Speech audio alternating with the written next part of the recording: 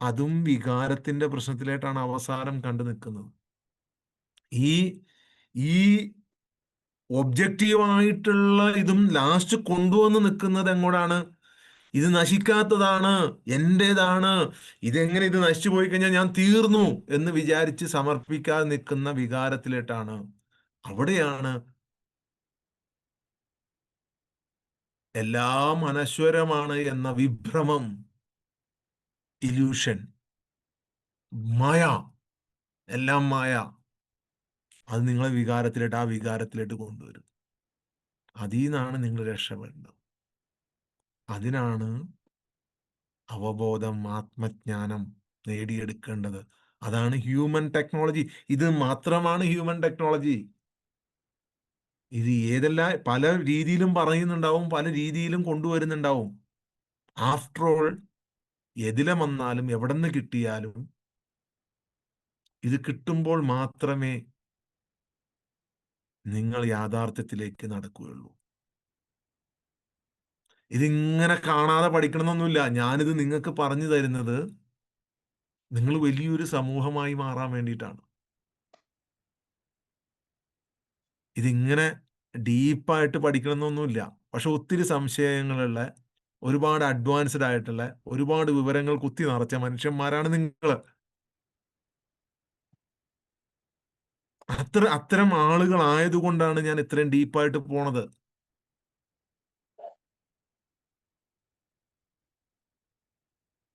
നിങ്ങളെല്ലാവരും ബുദ്ധിയുള്ളവരും ഞാൻ പൊട്ടനായതുകൊണ്ടാണ് ഞാനിങ്ങനെ പറഞ്ഞത്. എന്നെ പോലെ ലോജിക്കും ബുദ്ധിയും ഒന്നും ഇല്ലാത്തവരായിരുന്നു നിങ്ങളെങ്കിൽ എനിക്കിത് പറയേണ്ട ഒരു അവസ്ഥ വരുമായിരുന്നില്ല. മനസ്സിലാവണ്ടോ?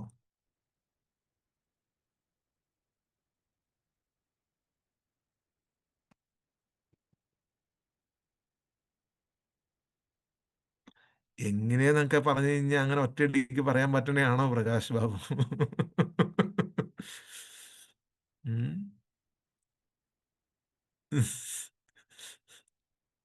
ഒറ്റയടിക്ക് അങ്ങനെ പറയാൻ പറ്റൂല. ഇത് ഉം, ഇത് ഡ്രോപ്പ് ആയിട്ട് ഇറ്റിച്ചു തരേണ്ടതാണ്. ഒറ്റയടിക്ക് തന്നു കഴിഞ്ഞാൽ ആള് കിളി പോവും. കിളി പോകും എന്ന് പറഞ്ഞിട്ടുണ്ടോ? കിളി. അതിനും കുറ്റം ആർക്കായിരിക്കും? ഈ വഴികാട്ടിക്കായിരിക്കും. ആരെങ്കിലും കിളി പോയി കഴിഞ്ഞ് കഴിഞ്ഞാൽ ആ കുറ്റം കൂടി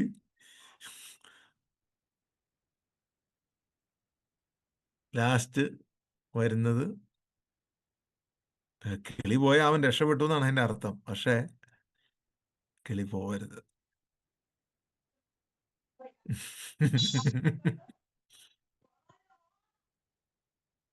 അവബോധം എന്ന് പറഞ്ഞു കഴിഞ്ഞാൽ ആത്മാവ്, ആത്മാവ് എന്ന് പറഞ്ഞു കഴിഞ്ഞാൽ ചൈതന്യം. ഇനി അതല്ലെങ്കിൽ ദൈവം, ദൈവമാണ് അവബോധം. അത് ശുദ്ധമാണ്. അപ്പൊ ദൈവമാണോ നീ എന്ന് വെച്ച് കഴിഞ്ഞാൽ നീയാണ് ദൈവം. എന്നാ ദൈവം അല്ലേ നീ? അല്ല, നീ അല്ല ദൈവം. അത് സൂര്യനും പ്രകാശവും പോലെ വ്യത്യാസമുണ്ട്. നിങ്ങളെ ദൈവം പ്രതിനിധിയായിട്ടാണ് ഇങ്ങോട്ട് അയച്ചത്. നിങ്ങൾ ആരൊക്കെ പ്രതിനിധി ആവും എന്നറിയാൻ വേണ്ടി. ഓക്കെ, അതിന് വേണ്ടിയിട്ടാണ്.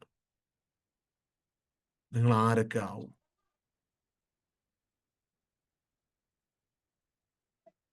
അല്ലാതെ നിങ്ങൾ അടിമയാക്കാനൊന്നുമല്ല. നിങ്ങൾ ദൈവത്തിന് എന്തിനാ അടിമകളുടെ ആവശ്യം?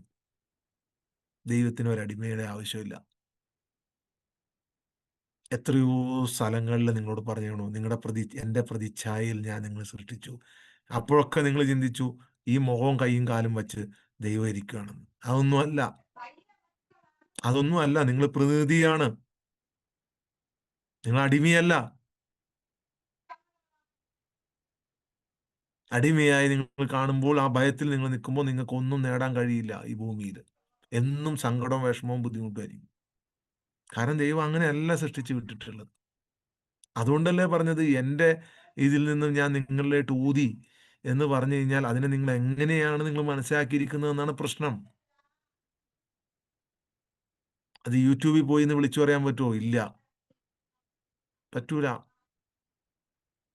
യൂട്യൂബിൽ പോയി എന്ന് വിളിച്ചു പറയാൻ പറ്റുമോ? ഇല്ല. നിങ്ങളും ഞാനും തന്നെ ഉള്ളപ്പോഴേ അത് വിളിച്ചു പറയാൻ പറ്റുള്ളൂ. സൂമിൽ പോലും വിളിച്ചു പറയാൻ പറ്റുമോ ശരിക്കും? ഇല്ല. നിങ്ങൾ കുറച്ചു ദിവസം അതിനു വേണ്ടിയൊക്കെ മാറ്റി വച്ച്, ഓക്കെ, എല്ലാം റെഡി ആകുന്നുണ്ട്. അപ്പൊ നിങ്ങൾക്ക് ശരിക്കും മനസ്സിലാവും. ഓക്കെ. ഒരാളും ദൈവത്തിനാൽ സെലക്റ്റഡ് അല്ല. നിങ്ങൾ എന്ന് തയ്യാറാവുന്നുവോ അന്ന് നിങ്ങൾ ദൈവത്താൽ സെലക്റ്റഡ് ആവും. നിങ്ങളിലേക്ക് ഗ്രേസ് വരുന്നത് നിങ്ങൾ തയ്യാറാകുമ്പോഴാണ്. ദൈവം നീതിമാനാണ്. അങ്ങനെ ആരെങ്കിലും സെലക്ട് ചെയ്ത് നിങ്ങളെ തള്ളിക്കളഞ്ഞിരുന്ന ആളല്ല ദൈവം.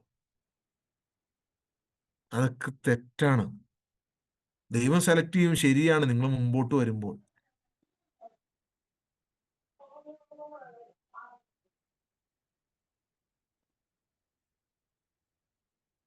ഓരോ സെല്ലും റിപ്പയർ ചെയ്യുമെന്ന് നിങ്ങൾ പൂർണ്ണമായ സമർപ്പണത്തിൽ വന്നാൽ ഓരോ സെല്ല് റിപ്പയർ ചെയ്യും.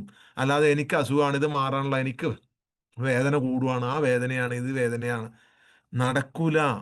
അപ്പൊ നിങ്ങൾ ഇത് മരിച്ചു പോവാത്തതാണ്, നഷ്ടപ്പെട്ടു പോവാത്തതാണെന്നുള്ള വിചാരത്തിൽ നിന്നും വികാരത്തിൽ നിന്നുമാണ് നിങ്ങൾ വന്നത്. കിളി പോട്ടെ കേട്ടോ, കിളി പോട്ടെ, മൊത്തം ബോധം തന്നെ അങ്ങ് പോട്ടെ. ഓക്കെ. പ്രവാചകന്മാർ ചുമ്മാ ഉണ്ടായതാ? 10 വയസ്സ് മുതൽ അവർ ചിന്തിക്കാൻ തുടങ്ങി. 10 വയസ്സ് മുതൽ അവർ ചിന്തിക്കാൻ തുടങ്ങി, എന്താണ് ഈ സമൂഹത്തിന് സംഭവിച്ചുകൊണ്ടിരിക്കുന്നത്. യേശു വർഷങ്ങളോളം എവിടെയായിരുന്നു എന്ന് പോലും അറിയില്ല. എവിടെയായിരുന്നു എന്ന് പോലും അറിയില്ല. ഒരടിച്ചും പോവില്ല. പ്രവാചകരൊന്നും അങ്ങനെ ചുമ്മാ ഉണ്ടായതല്ല, അവർ കഷ്ടപ്പെട്ടുണ്ടായതാ. അത് ചുമ്മാ ഉണ്ടായതാന്നൊക്കെ നിങ്ങളെ പറഞ്ഞ് പറ്റിച്ചു വെച്ചേക്കണയാ. അവർ ശരിക്ക് കഷ്ടപ്പെട്ടുണ്ടായതാ, വർഷങ്ങളോളം, 30 വർഷക്കാലം. 30 വർഷം ഈ ചിന്തയിൽ നടന്നു എന്ന് പറയുമ്പോൾ ഒന്ന് ആലോചിച്ച് നോക്കി. 30 വർഷം നടന്നു എന്ന് പറയുമ്പോൾ നിങ്ങളെ ആകെ 6 മാസമായിട്ടുള്ളൂ. നിങ്ങൾ നേരെ ചിന്തിക്കാൻ തുടങ്ങിയിട്ട്. ഇതിനു മുമ്പ് ചിന്തിച്ചിട്ടുണ്ട്, ശരിയാണ്. പക്ഷെ ഇത് നിങ്ങളുടെ ഒരു ചര്യയായി മാറിയിട്ട് ഒരു 5-6 മാസമായിട്ടുള്ളൂ. അപ്പൊ 30 വർഷം നടന്ന ആളുകളുടെ ആവശ്യം ഒന്ന് നോക്കിയേ നിങ്ങൾ. 30 വർഷം എന്താണ് ഈ സമൂഹത്തിൽ സംഭവിച്ചുകൊണ്ടിരിക്കുന്നത്? എന്താണ് ഇതിന്റെ കാരണം? ഞാൻ എന്തിനു വന്നു? 30 വർഷം നിങ്ങളെ സൃഷ്ടിച്ചിട്ടുണ്ട്. നിങ്ങളെ സൃഷ്ടിച്ചിട്ടുണ്ട് ആ പ്രകാശം, നിങ്ങളുണ്ട്. അതും പറഞ്ഞിട്ടുണ്ട് അതിന്റെ കൂടെ. അത് മാറ്റി വെച്ചിട്ട് മറ്റത് മാത്രം നിങ്ങളോട് പറഞ്ഞോളൂ എന്നുള്ളൂ. മറ്റത് മാത്രമേ പറഞ്ഞോളൂ. അതിന്റെ ഒപ്പം നിങ്ങളും കൂടി വന്ന കാര്യം പറയുന്നില്ല. അത് തന്ത്രാണത്. ദൈവം ആരോടും നീതികേട് കാണിക്കില്ല. 30 വർഷത്തെ സമർപ്പണം എന്ന് പറയുന്നത് വലിയ സമർപ്പണമാണ്. നിങ്ങൾക്ക് അറിയില്ല അത്. ആ ചരിത്രവും ഹിസ്റ്ററിയും ഒക്കെ വേറെ ആയിട്ടാണ് വന്നേക്കുന്നത്.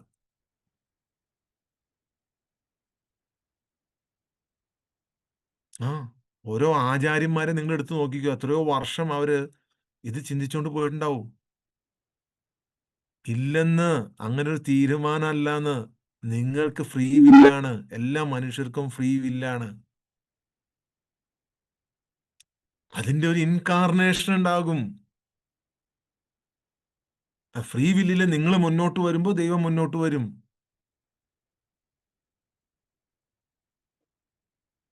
അവര് മുന്നോട്ട് വന്നു, അവരെല്ലാം ത്യജിച്ചു, അവർ തയ്യാറായി. നിങ്ങൾ തയ്യാറായിട്ടില്ലല്ലോ. നിങ്ങൾ തയ്യാറായ ദൈവം നേരത്തെ തീരുമാനം എടുത്ത് വച്ചേക്കുമല്ല, അഫ്സലിനെ പിടിച്ച് നരകത്തിലിട്ടേക്കാം. എസ് സ്വർഗത്തിൽ വിട്ട്, അങ്ങനെയൊന്നും ഇല്ല. അങ്ങനെ നേരത്തെ ഒരു തീരുമാനം എടുത്ത് വച്ചിട്ടില്ല. നീ എപ്പോൾ നിങ്ങൾ തിരിയുന്നുവോ അപ്പോ.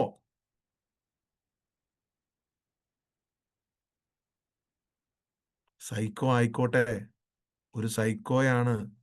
പ്രവാചകന് ഭ്രാന്താന്ന് പറഞ്ഞില്ലേ? യേശുവിന് മാരണം ചെയ്യുന്നവനാണ് എന്ന് പറഞ്ഞില്ലേ?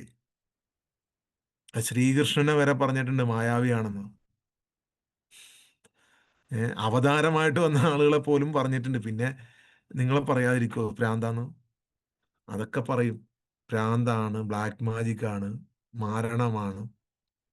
എല്ലാം പറയും. നമ്മളൊന്നും ചെയ്യുന്നില്ല എന്നുള്ളതാണ് സത്യം.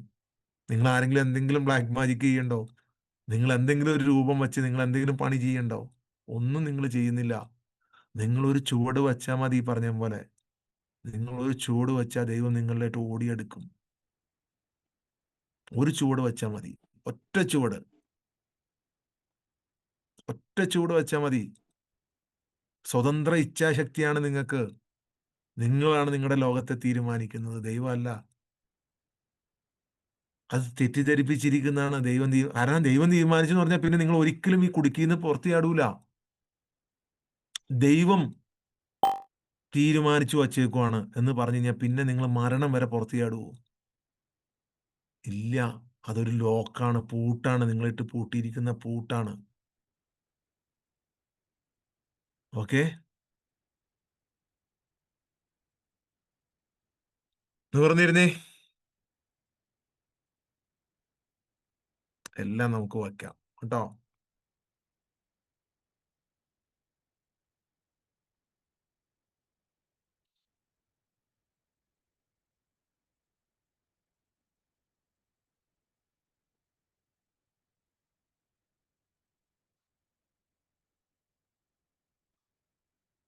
ഈവനിങ് ഒക്കെ ഉണ്ട്. ഇരിക്കുക നിങ്ങളവിടെ. നിവർന്നിരി.